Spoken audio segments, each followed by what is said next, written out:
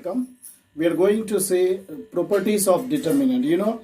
Determinant having a large term elements cannot be solved in direct way. Direct expansion was difficult. For that, these properties or short hints we need to solve a determinant.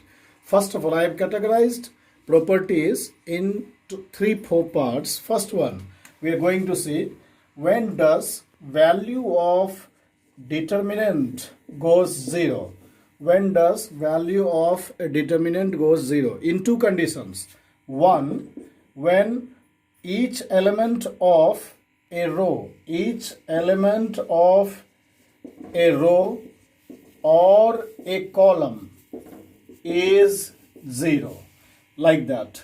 Suppose you have first column 3, 5, 7, second column goes 0, 1, 2, 3. Now value becomes 0. Why? Second column has all elements 0.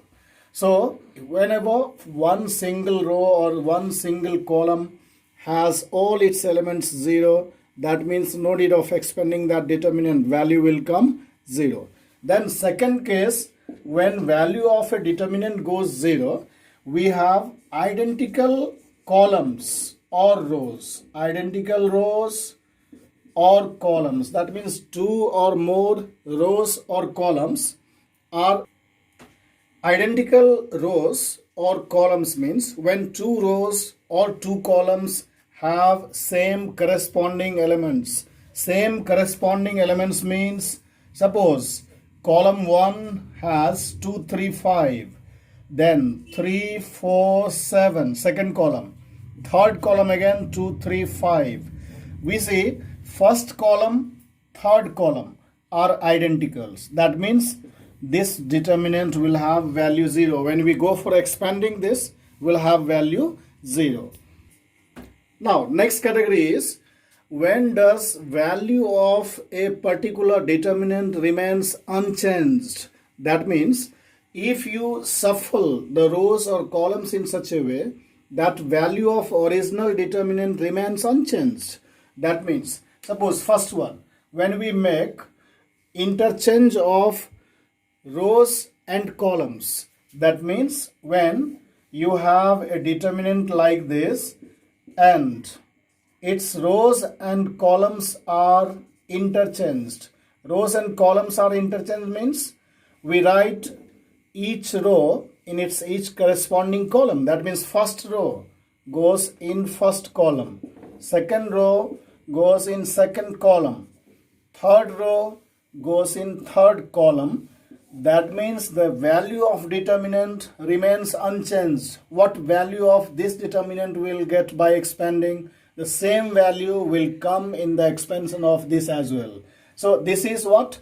First one. Then its second category is second one, when you rotate all 3 rows or in 3 columns in cyclic way. Suppose first row, we are rotating this first row as second one, second as third, then third coming to first, then also value of determinant will remain unchanged. That means first row goes to second, second goes to third, third comes to first. Take third column in the place of first one in the place of second, second one in the place of third, then also value of this determinant remains unchanged.